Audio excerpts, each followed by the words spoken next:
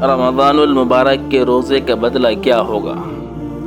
آقا صلی اللہ علیہ وسلم نے ایک مرتبہ رمضان کا چاند دیکھا۔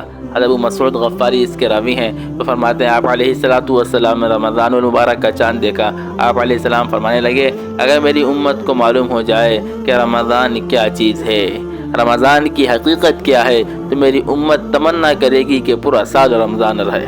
قبیلہ خضاع کے ایک صاحب تھے، وہ کھڑے ہوئے اور کھڑے ہو کر کہنے لگے، یا رسول اللہ ہمیں بتائیں تو صحیح رمضان کی کیا حقیقت ہے۔ آپ علیہ السلام نے فرمایا، جب رمضان شروع ہوتا ہے، رمضان کی جب پہلا دن ہوتا ہے تو عرش الہی کے نیچے سے ایک ہوا چلتی ہے، جس ہوا کے چلنے سے جنت کے درختوں کے پتے ہلنے لگتے ہیں، بجنے لگتے ہیں، اور حور عین عرض کر دیتی ہیں، کریم اللہ اس ماہ رمضان کے اندر، اس ماہ مبارک کے اندر ہمارے لیے اپنے بندوں میں سے کچھ شوہر مقرر کر دیجئے جن سے ہم اپنی آنکھوں کو ٹھنڈا کریں اور وہ ہم سے اپنی آنکھوں کو ٹھنڈا کریں۔ اللہ اکبر۔ آپ علیہ السلام فرماتے ہیں، کوئی بندہ بھی ایسا نہیں ہے جو روزہ رکھے اور اس کے بدلے میں اس کی اس طرح کی حور کے ساتھ شادی نہ کر دی جائے، یعنی ہر روزے کے بدلے میں اسے حور ملے گی، اور وہ حور کیا ہوگی؟ وہ جنت میں ایک خیمہ ہوگا جو ایک موتی سے بنا ہوا ہے۔ سبحان اللہ، اس کی مثال دنیا میں ناممکن ہے۔ دنیا میں جتنے خیمے گھر بنتے ہیں کئی چیزوں سے مل کر بنتے ہیں، معنی وہ ایک ہی موتی ہے، جس موتی سے وہ خیمہ بنا ہوا ہے، اس خیمے کے اندر یہ حور رہتی ہے، اور اس حور کے جسم پر 70 قسم کے لباس ہوں گے، ہر لباس کا رنگ دوسرے سے مختلف ہوگا، 70 قسم کی خوشبو دی جائے گی، ہر خوشبو کا انداز دوسرے سے مختلف ہوگا، اور ان کی خدمت کے لیے 70,000 خادم اور 70,000 خادمائیں ہوں گی۔ اللہ اکبر۔ خدمت کیا؟ دراصل ان کا پروٹوکول ہی ہوگا۔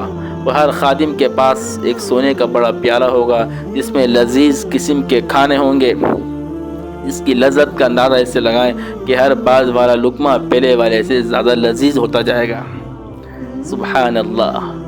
دنیا کے لیے مال دولت چیزیں سونا چاندی پہ لڑنا چھوڑ دو، اللہ کے لیے اپنے آپ کو قربان کر دو، اللہ آپ کو تو کیا دے گا اس کا کیا سوچنا۔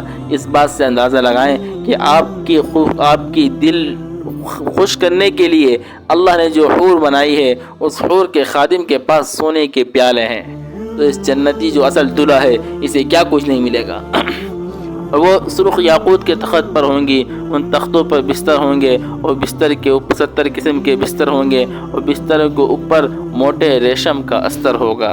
آج یہ ریشم پر بیٹھا ہے۔ اللہ اکبر۔ یہ جنت کی حور کا حال ہے، لیکن جنتی کے لیے کیا ہے؟ آپ علیہ السلام نے ارشاد فرمایا کہ جنتی جو مرد ہوگا اسے یہ ساری چیزیں ملیں گی، لیکن اس کا تخت صرف سرخ یاقوت کا نہیں ہوگا، بلکہ اس تخت کے اوپر موتی بھی جڑے ہوئے ہوں گے۔ آپ صلی اللہ علیہ وسلم فرماتے ہیں، یہ ایک روزے کا بدلہ ہے، ایک روزے کا بدلہ ہے، جس کا دل چاہے وہ روزے رکھے۔ دیکھیں ایک روزے کا یہ بدلہ، اور پھر فرمایا کہ دیکھو یہ ایک روزے کا بدلہ ہے، اس کے علاوہ رمضان میں جو اعمال کریں گے اس کا بدلہ اس کے علاوہ ہے۔ اللہ ہمیں رمضان کے روزوں کی قدر کی توفیق عطا فرمائے، صحیح آداب کے ساتھ رکھنے کی توفیق عطا فرمائے۔